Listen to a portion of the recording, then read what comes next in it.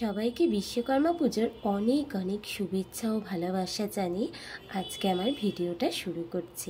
আমাদের বাড়িতে যেহেতু বিশ্বকর্মা পুজোর দিন বিশ্বকর্মা পুজো ও লক্ষ্মী পুজো দুটোই হয়, সেহেতু বাড়ির সবাইকে হাতে হাত লাগিয়ে কাজ করতে হয়। আমি আলপনা দিতে ভালোবাসি বলে এই দায়িত্বটা সবসময় আমিই নিই। আর মা এদিকে দুব্ব, তুলসী পাতা, বেল পাতা, আমের শখা এইগুলো সব বেছে নিয়ে পুষ্পপত্র রেডি করে নিয়েছে। আবার এদিকে ফলগুলোও ধুয়ে ধুয়ে রেখে দিচ্ছে, তাহলে কাজের একটু সুবিধা হবে। আর বাবা এদিকে কি করছে বলুন তো, বিশ্বকর্মা ঠাকুর যেখানে বসবেন সেই আসনটা রেডি করে নিচ্ছে।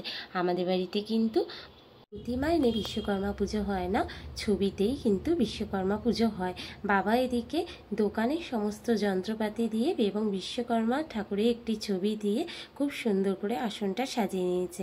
আমাদের বাড়ির নিয়ম হলো বিশ্বকর্মা এবং লক্ষ্মী ঠাকুরের সামনে কলার ছড়া, শসা এবং চাল কুমড়ো দেওয়া। আপনাদের কার কার বাড়িতে বিশ্বকর্মা পুজো হচ্ছে অবশ্যই আমাকে কমেন্ট করে জানাবেন। আর এদিকে মায়ের পালা হলো লক্ষ্মী ঠাকুরকে পেতে ফেলা। আমি এটা পারি না, আমি প্রত্যেকবারই দেখি এবং ভুলেও যাই।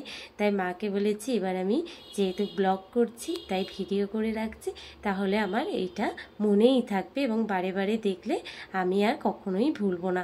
এই যে মায়ের লক্ষ্মী ঠাকুর পাতা একদম রেডি হয়ে গেছে।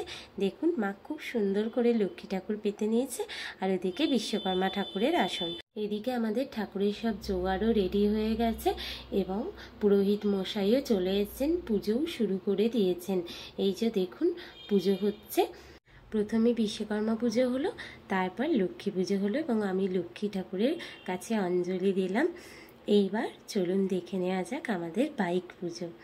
এই যে দেখুন আমাদের বাইক পুজো হচ্ছে, খুব সুন্দর করে ঠাকুরমশাই পুজো করছেন। এই যে আজকে পুজো ঘটনারই এখানেই সমাপ্ত হলো।